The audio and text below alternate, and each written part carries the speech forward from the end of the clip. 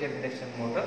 So on particulars, voltage 400 volts AC, current is 4.3 amps, kilowatt 2.2 and HP is 3 HP, speed is 1440 rpm, frequency is 50 Hz. Yes. Good afternoon, students. Today we are conducting an experiment that is on load test on three-phase induction motor. So it is three-phase squirrel cage induction motor, and the nameplate details of this motor is already mentioned. In this experiment, first we need to make the connections as per the circuit diagram. These three are the phases R, Y, B. This is from the supply. That is those pilot lamps are showing R, Y, B, and the supply is coming from here. This supply is given as input to the three-phase auto transformer. From the three-phase auto transformer, the circuit goes to the induction motor circuit follows. Here, the connections are following exactly with respect to the circuit diagram. This is an ammeter ranging from 0 to 5 amps, and these two are the wattmeters, that is UPF wattmeter, and 0 to 10 amps 500 volts UPF wattmeters. And to begin with the experiment, the three-phase auto transformer is energized by closing this TPST switch. Now, sir will close the switch. Now, the TPST switch is closed and the three-phase auto transformer is energized.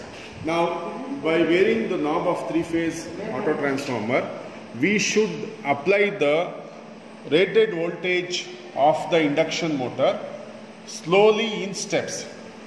I am repeating slowly in steps. Please observe the ammeter. So initially it has taken more current and again it has come back to the minimum position. Now you can apply the rated voltage of the motor. The rated voltage of the motor is 415 volts as per the nameplate. So we have applied 415 volts. Okay, 415 volts. Now we should load the motor in steps from this point of time, that is by varying the tension T1, either T1 or T2 in steps. So here you are able to see the value of S1 and S2. So S1 initially 0 position, S2 also initially 0 position. By varying this T1, T2, either any one of that, we can load the motor mechanically till the ammeter shows the rated full load current, that is 4.3 amps. Now we are going to vary the T2, that is T2 we have taken, T1 kept constant. We are varying T2, and you can note down the change in current.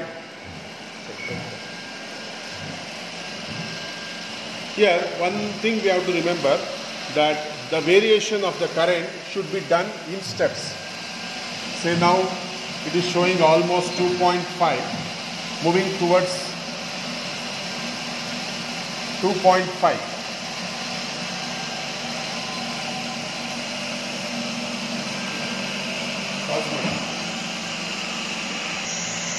Note down the reading in steps till the rated full load current of the motor is reached. We should note down the readings in steps, that is 2.5, 3, 3.5, 4, 4.5 like that. 4.3. The last reading is 4.3 amps. Now repeat.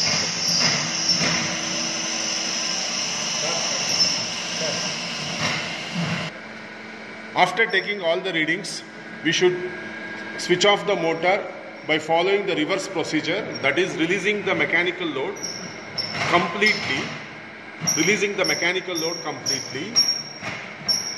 reducing the dimmer stat completely to its initial position, that is 0 position. Then open the TPST switch. In one shot you are required to open the TPST switch. Dear students, we have now finished the experiment, and the readings what we have taken during the steps, that is 2.53, 3.54, 4.3 amps. I will be giving you the tabulation. Now you calculate the parameters as provided in the manual, that is performance parameters. Now we have concluded the experiment, that is load test on 3-phase induction motor, that is 3-phase squirrel cage induction motor. Thank you all. Dear students, on performing the experiment, I have got the following readings.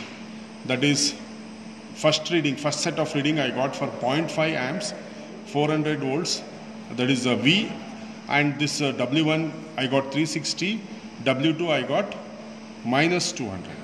See here, I got minus 200, so the W2 wattmeter was kicking back. So the wattmeter when kicks back,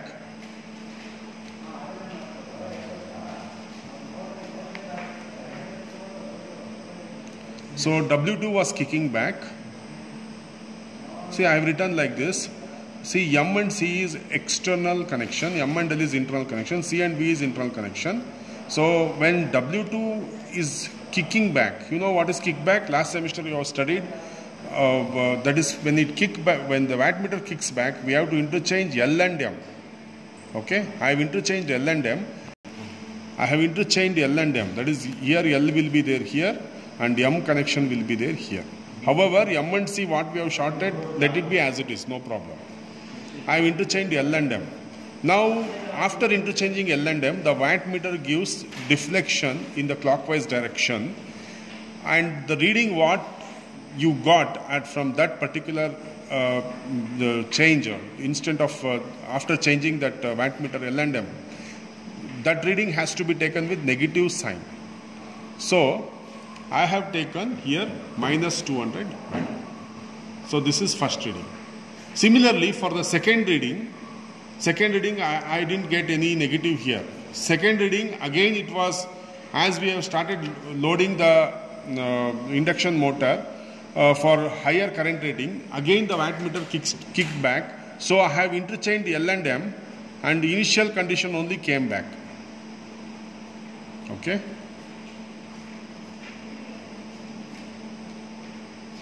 So initial position of the wattmeter only came back. So whatever reading I am getting, I am taking as it is with positive sign. So here I have taken totally 4 set of reading. So we have gone up to 4 amps. That is 90% of the rated full load current. 90% of IFL. We have gone. Okay. So you got this I1, you got this V, W1, W2 and S1 and S2 at each point of at each instant of the current where you stopped, at each that point, what is the corresponding S1 and S2? That is, this is obtained at spring balance. S1 is 0.4 kg, S2 is 6 kg. The total weight adding on this is S1 difference S2. Okay, that is 6 difference of 0.4. Whatever is that much. Speed. The speed of the induction motor was noted using tachometer, that is on the rotor shaft, and speed at each set of reading, the speed, corresponding speed is also noted and tabulated. So this is the first reading. When the motor is running at rated voltage, the corresponding speed was 1500 RPM, almost reaching its synchronous speed. And as the motor got loaded, as we loaded the motor, the speed, you can note here, the speed almost decreased. Okay, that is 1430. Though 3-phase induction motor is a constant speed motor, we note here at this value, that is when the current is almost 90% of the IFL, the speed got decreased to 1430. Not a drastic decrease, but still it got decreased. Okay. Now you can calculate the remaining performance parameters, that is total input power, output power, torque, percentage slip, power factor and efficiency. Tabulate all the readings in the single tabular column and plot the characteristics curve. Okay. Characteristics curve. Plot the characteristics curve. The specimen graph and of all these characteristics parameters, of all these parameters, when you draw what specimen graph you are getting, that is a characteristics curve, is given in our manual, which was mailed long back, that is before lockdown we have mailed you all. Please go through that, and all our values when you plot, it will match according to our characteristics curve. Thank you all.